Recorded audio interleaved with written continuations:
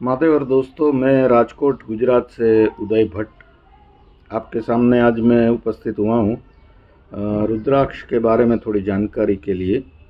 मैं पिछले कई सालों से रुद्राक्ष के बिज़नेस के साथ जुड़ा हुआ हूँ। तो यहाँ पर्टिकुलरली मैंने देखा है गुजरात में भी और कई जगह पे भी कि रुद्राक्ष के बारे में बहुत सी अंधश्रद्धाएँ, अंधविश्वास इसके साथ जुड़े हुए हैं। सबसे पहले कस्टमर जब आते हैं तब वो लोग पूछते हैं कि ये ओरिजिनल है कि नहीं, ये कहाँ बनते हैं, ऐसे कई सवाल वगैरह वगैरह मुझसे पूछते हैं। तो मेरा ये वीडियो बनाने का मकसद यही है कि देखिए, रुद्राक्ष एक कुदरती फ्रूट है, फल है। जैसे ही दूसरे फलों और सब्जियों को कुदरत ने बनाया है मानव के कल्याण के लिए, ठीक उसी प्रकार से रुद्राक्ष का फल भी कुदरत द्वारा निर्मित है। और उसमें साइंस ने भी कई संशोधन किए हैं और कई रिसर्च भी हुई है उस पर। तो इसमें इलेक्ट्रोमैग्नेटिक प्रॉपर्टीज़ पाई गई है और बहुत सारे मिनरल के ट्रेसेस भी, मेटल के ट्रेसेस भी इसमें पाए गए हैं।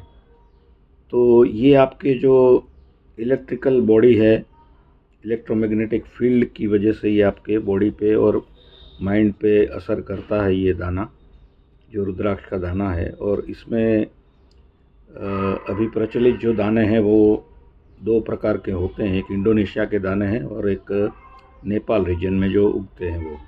और भारत में, हमारे साउथ इंडिया में हरिद्वार में या रामेश्वरम में काजू दाने और तीन मुखी, दो मुखी पाए जाते हैं। और वो शायद रुद्राक्ष की कैटेगरी में नहीं आते, वो भद्राक्ष की कैटेगरी में आते हैं। तो मैं किसी को सामने से कभी सजेस्ट नहीं करता कि आप पहने, वो अपने आप पहनना चाहें तो अलग बात है, मैं उसमें मना नहीं करता।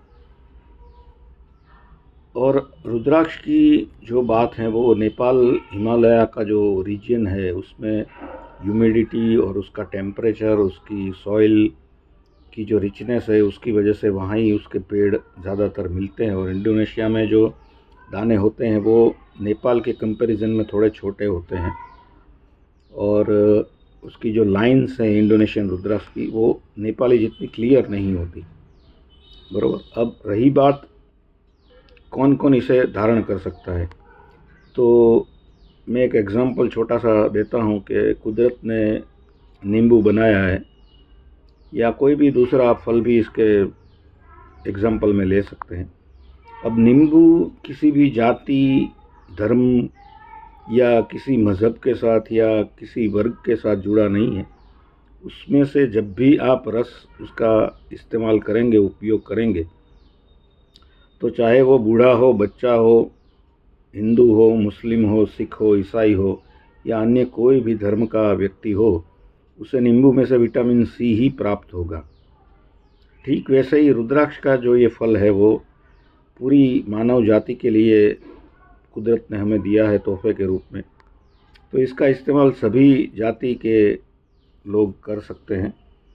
ये अलग बात है कि इसको ज़्यादातर शैविज़्म के साथ जोड़ा गया है, मगर मैं पर्सनली ऐसा नहीं मानता कि कोई भी चीज़ अगर नेचर ने बनाई है, कुदरत ने बनाई है, तो वो सबके लिए, पेड़ पौधे, सब्जियां, ये सब चीज़ें कुदरत ने मानव जाति के लिए और सबके लिए बनाई है और सब इसका उतना ही उपयोग कर सकते हैं।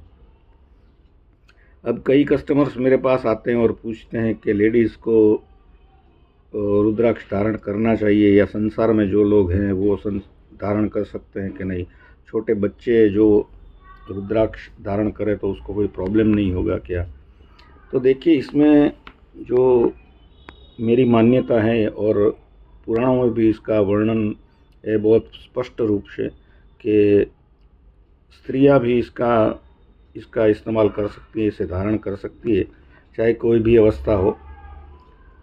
पुरुष भी इसे धारण कर सकते हैं, छोटे बच्चे भी, यानी जितने भी लोग इस धरती पर मौजूद है वो सभी लोग बड़े प्यार से, आराम से रुद्राक्ष के जो फ़ायदे हैं वो ले सकते हैं, बिना किसी हिचकिचाहट के ले सकते हैं और वो उन्हें फ़ायदा ही करेगा। अब रही बात पर्टिकुलर रुद्राक्ष और जेमस्टोन्स की बात, तो ये भी कई कई जगहों पे वर्णन आता है कि आपकी बेसिक हॉरोस्कोप के अनुसार अगर आपने कोई विपरीत रत्न धारण किया है तो वो उसके रेज आपको नुकसानदायक हो सकते हैं। मगर रुद्राक्ष में ऐसा मैंने देखा नहीं है कि इसकी कोई साइड इफ़ेक्ट्स हो। ये सभी को अपनी जो इलेक्ट्रोमैग्नेटिक प्रॉपर्टीज़ है उससे लाभान्वित ही करते हैं। और ऐसा भी नहीं है कि किसी बड़ी संस्थाओं से आप रुद्राक्ष ले, कोई साधु संत महात्मा फ़कीर आपको रुद्राक्ष दे वही असल रुद्राक्ष है, या ऑनलाइन आप मंगवाए तो असली रुद्राक्ष आ सकते हैं। इसमें ऐसा नहीं है। आप किसी भी अनुभवी व्यक्ति के पास जाएं रुद्राक्ष के बारे में जिसको नॉलेज हो, इससे जुड़ा हुआ हो और उतना ही उसको पैशन भी हो रुद्राक्ष का। अगर मैं पर्सनली बात करूं तो मुझे पर्सनली बहुत ही I am very much passionate about Rudraksha. मुझे रुद्राक्ष पसंद है, सबसे पहली बात ये।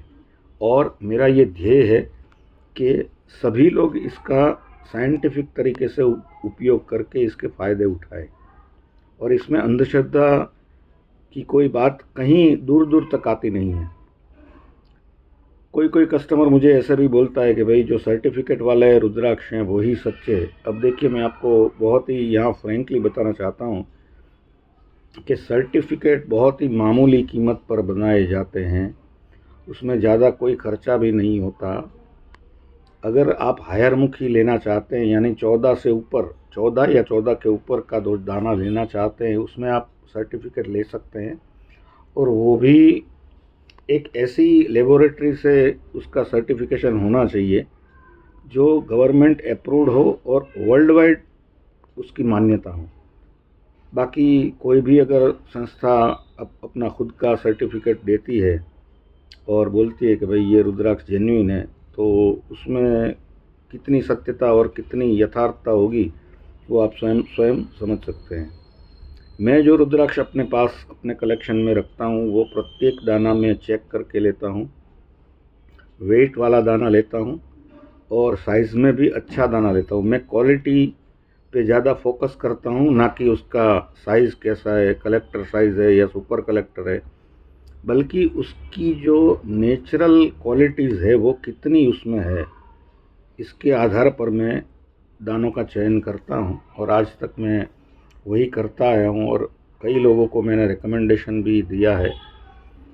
ठीक उसी प्रकार से माला में भी जो मालाएं मिलती हैं आजकल बाज़ार में, वो इंडोनेशिया, जितनी भी माला आप दोस्तों देखेंगे, जितनी भी जहाँ भी रुद्राक्ष की आप माला देखो वो सभी इंडोनेशियन माला ही होती है, नेपाली माला नहीं होती वो, क्योंकि इसके जो बीड्स हैं वो इंडोनेशिया में ही पैदा होते हैं और वहीं बनाई जाती है और वहाँ से यहाँ व्यापारी जो बड़े बड़े हैं वो कंटेनर्स मंगवाते हैं और फिर वहाँ यहाँ इंडिया में बिक्री करते हैं। तो इसमें भी 4 प्रकार की कैटेगरी है। पहली जो बहुत ही सिंपल कैटेगरी आपको सभी दुकानों या कोई भी पूजा मार्ट पे इजीली मिल जाएगी, वो है रवादार रुद्राक्ष की माला, जो कि गठान के साथ 250 या 300 में आपको इजीली मिल जाएगी कहीं से भी। उसके बाद आती है पत्थरी माला, जो दाना एकदम ही मैच्योर हो गया हो, ठोस दाना और वेट वाला दाना हो और उसका लस्टर बहुत ही खूबसूरत हो, उसको हम पत्थरी माला बोल सकते हैं। उसके ऊपर आती है सेमी चिकना माला। सेमी चिकना माला का लस्टर और भी स्मूथ होता है पत्थरी माला से और उसकी भी लाइफ बहुत ही लंबी होती है। आप इसको अगर मेटल में कोई बनाना चाहता है, सोने या चांदी में, तो पत्थरी माला, सेमी चिकना माला में आप बना सकते हैं इजीली। और चिकना माला, जो प्रीमियम क्वालिटी ऑफ रुद्राक्ष माला है, वो है चिकना माला। तो सबसे बेहतरीन जो लस्टर है और जिसकी लाइफ बहुत ही लंबी है और आप सालों साल इसे अवश्य बहुत इजीली धारण करके रख सकते हैं, वो है चिकना माला। तो ये सभी जो मालाएं हैं वो अलग अलग कीमत पर, जैसी इसकी क्वालिटी वैसे इसके दाम होते हैं। मैंने जो आपको बताया कि सिंपल जो माला है वो 250-300 में आपको मिल जाएगी। पत्थरी माला अगर है कोई क्वालिटी अच्छी तो वो 500 से 1000 के बीच में, 1100-1200 के बीच में आपको मिल जाएगी। सेमी चिकना माला है वो 1500 से 2500 के बीच में आती है और चिकना माला जो होती है उसके रेट्स काफ़ी आप नेट पे भी सर्च कर सकते हैं, मगर वो डिपेंड करता है उसकी बीड की क्वालिटी पे, उसके वेट पे और उसके लस्टर पे। तो ये सब माहिती मैंने इसीलिए, इन्फॉर्मेशन इसीलिए दी है कि लोगों की अंधश्रद्धा दूर हो, वो बेझिझक ये रुद्राक्ष के फ़ायदे ले। साइंटिफिक अब ज़माना है, तो अंधश्रद्धाओं में ना रहे और ऐसा भी ना समझे कि ये बहुत ही चमत्कारी चीज़ है, कोई मिरेकल हो जाएगा, नहीं, ऐसा भी नहीं है। This is a helping tool for each and everybody. कुदरत ने हमें ऐसी कई चीज़ें, अनगिनत चीज़ें दी है जिसका आप सहायता के रूप में, सपोर्टिव टूल के रूप में उपयोग कर सकते हैं। बाकी आपकी जो नीयत है, आपके पुण्य कर्म है, आपकी जो उपासना है और आपकी जो हृदय में शुद्धता है, वही आपको सफलता दिलाएगी। Miracles don't happen in the world, बराबर। तो इस प्रकार से मैंने ये समझा कि आप सब लोगों के साथ में ये शेयर करूं माहिती, और किसी एक व्यक्ति को भी अगर ये मेरा मैसेज यूज़फुल लगता है तो मैं इसके लिए अपने आप को थैंकफुल मानूँगा, बराबर। तो सभी दोस्तों को नमस्कार।